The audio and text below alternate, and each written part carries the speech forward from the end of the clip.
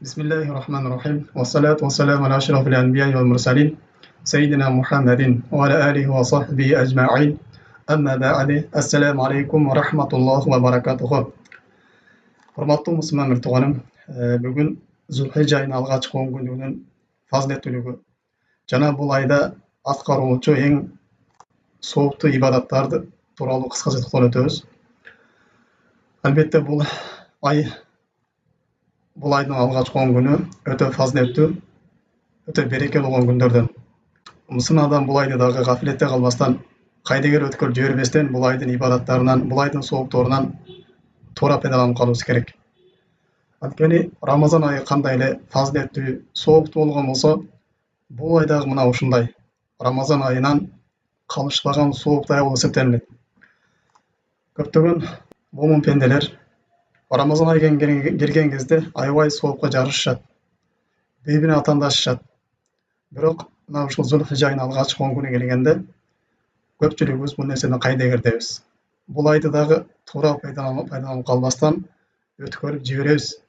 Анткени Аллах Таала Кур'ан-ы Каримде «Вал фажр ва лаяли нашр» эртең мененки таңга жана 10 күндүккө ант деген.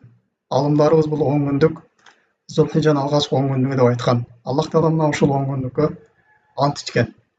Аллах Таала бир нерсени ант ичкен болсо, бул аябай негиз нерсе менен ант ичет. Жана ошондой эле Пайгамбар саллаллаху алейхи ва саллям өзүнүн хадистеринде «Ма мин айямин ал-амалу салиху фиха ахаббу илаллахи мин хазил айям». Аллах Таалага салих амалдардын эң эле сүйкүндүү болгон күндөрү бул Зүлхижанын алгачкы 10 күндүгүнө дейт. Башка бир хадистерде сообу эң улуу болгон күндөр дейт. Бул Зүлхижанын алгачкы 10 күндүгү дейт. Башка бир хадистерде афдол дейт.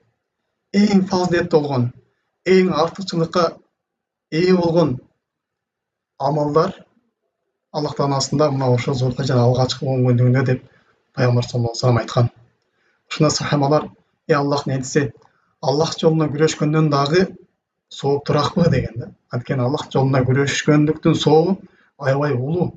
Пайгамбар саллаллаху алейхи ва саллям: "Ооба, Аллах жолунда күрөшкөн кишинин дагы сообу бул Зүлхижанын алгачкы 10 күнүнө жасалган амалдын сообуна жетпейт" деген.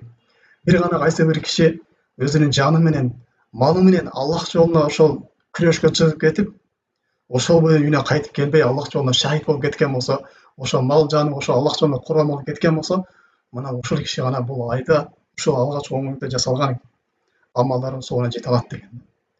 Демек, урматтуу мусулман тууганым, бул алгачкы 10 күндүк дагы өтө фазилеттүү, сооптор көбөйтүп берилүүчү күндөрдөн эсептелинет. Мусулман пенде мына ушундай сооптор көбөйтүп бериле турган амалдарга кызыгышы керек. Аллах Таала өзүнүн фазилеттүүлүгү менен кээ бир күндөрдөн артык кылып койгон.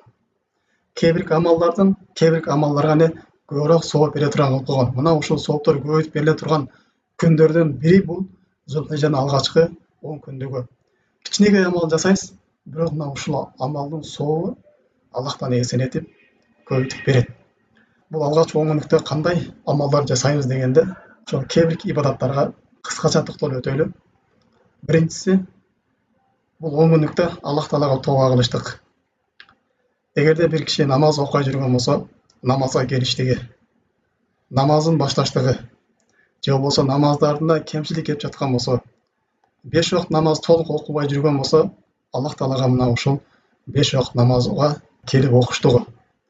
Же болбосо арам иштерден, күнөө иштерден тыйыла албай жүргөн болсо, мына ушул 10 күндүктө тыйылыштыгы болуп эсептелинет. Жана ошондой эле дагы кетирген күнөөлөргө, ката кемчиликтерге Аллах Таалага көп тооба, истигфар айтыштык болуп эсептелинет биринчи эле. Экинчи, бул 10 күндүктө ороза кармаштык. Анткени алымдарыбыз биз жогоруда айткан хадисти эскерген кезде бул не бабул фадл сом ва гайриги фи ашр ула деп эскергенде мен Зүлхижа алгачкы 10 күндүгүндөгү орозонун сообу деп эскеришкен. Ушул хадисте Пайгамбар саллаллаху алейхи ва саллям айткандай, башка бир хадистерде да келет.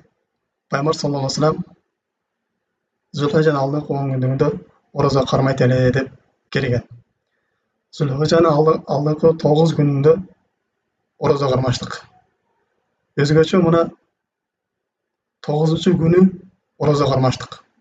Анткени Пайгамбар салам бул 9-чы күнү Арафат күнү болот. Пайгамбар салам Арафат күнүндө кармалган оразанын сообу бул инсандын 1 жылдык өткөн күнөөсүнө дагы, 1 жылдык келерки күнөөсүнө дагы кафарат болот деген. 1 жылдык күнөөсү да, 1 жылдык өткөн күнөөсү дагы, 1 жылдык келер күнөөсү дагы кечирилет деп Пайгамбар салам бизге кабар берген. Демек некен экинчи амал бул колдон келсе мына ошол 9 күн ораза кармаштык. Колдон келишинче кааласаңыз 5 күнүн, кааласаңыз 4 күнүн кармаңыз. Бирок толук кармаганга аракет кылыңыз. Анан өзгөчөлөп мына Арафат күнү 9-чы күнүнкү оразаны сөзсүз кармаганга аракет кылыштык керек. Анткени бул оразанын сообу аябай көбөйүп берилет. Хадис кудусиде Аллах Таала айткандай, бул оразанын сообун мен гана берем деген да. Менден башка эч ким бере албайт деген. Демек ушу фазилеттүү айда дагы бир фазилеттүү амал жасала турган болсо, мунун сообу аябай көп болот. Демек ораза кармаганга аракет кылыштык.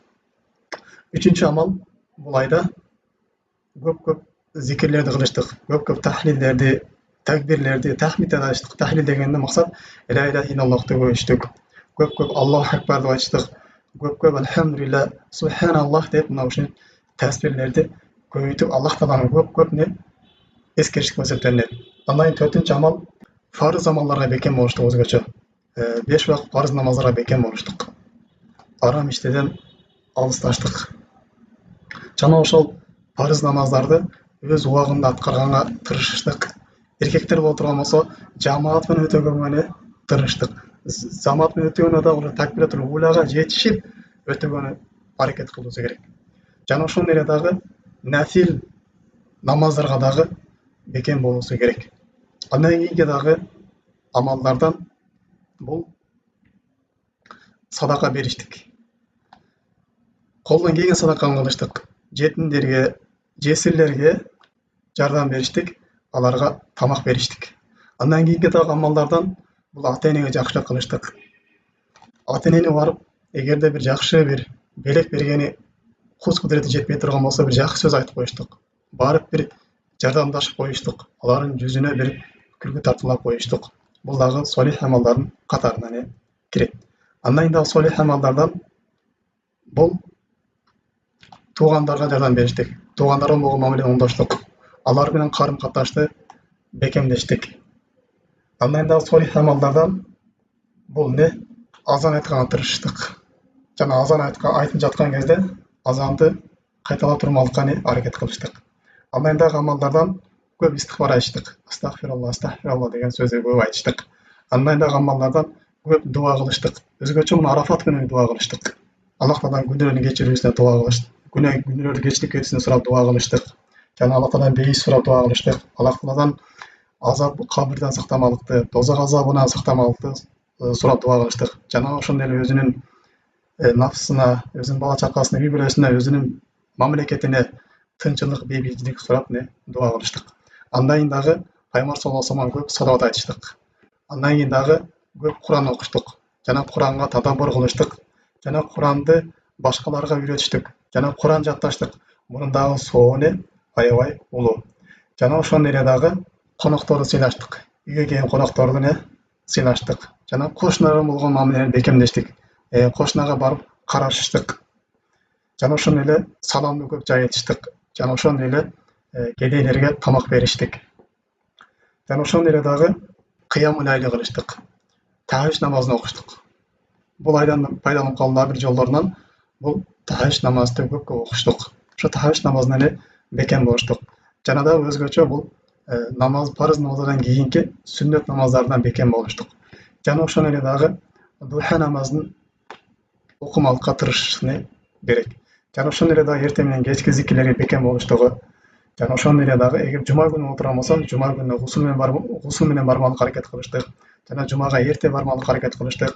Жана жумага кетип атып, атыр кое алып кетмекке аракет кылыштык. Жана ошондой эле дагы башка бирөө менен таарынышып калган болсо, алар менен болгон мамилени оңдоп, бекемдеп алыштык. Жана ошондой эле дагы дарат алгандан кийин 2 рекат намаз окуштук. жана тооба намаздарын окуштук жана ошондой эле дагы башка бирөөлөргө жакшылыктарды таратуу, башка бирөө жакшылыкка чакырып жамандыктан кайтаруу, башка бирөөлөргө даават кылыштык. Жана ошондой эле дагы жаназа намаздары болгон болсо же ооруп калган адамдар болгон болсо, мына ошолорго да зыярат кылып бармалыкка, жаназа намазга да катышмалыкка аракет кылыштыгы керек. Жана ошондой эле дагы мечиттерди бекем тутмалык керек. Бир намаз бүткөндөн кийин экинчи намазды күтүп отурганга аракет кылыш керек. Же болбосо баамат намаз бүткөндөн кийин күн чыкканга чейин, күн ошо найза бойлуу көтөрүлгөнгө чейин мечитте отуруп, кийин найза бойлуу көтөргөндөн кийин экиге намаз окуп чыгып кетиштик. Жана башка да кандай солих амалдар болбосун, мына ошол нерселерди көп аткарыштык. Анткени кээ бир инсандардын колунан орозо кармаш келбеши мүмкүн. Бирок садака бериши, жетинчесинче жакшылык кылуу анын колунан келиши мүмкүн. Бул амал колунан келбей турган болсо, бул амал аткарыш керек. Же болбосо бир адам сүннөт намаздарга тура албашы мүмкүн. Бирок башка бир мусулмандын муктажын өтөп коймолукка анын кудурети жетиши мүмкүн. Же болбосо башка бирөөнүн карызы болгон болсо, мына ошол нерсени кесип жибериштик.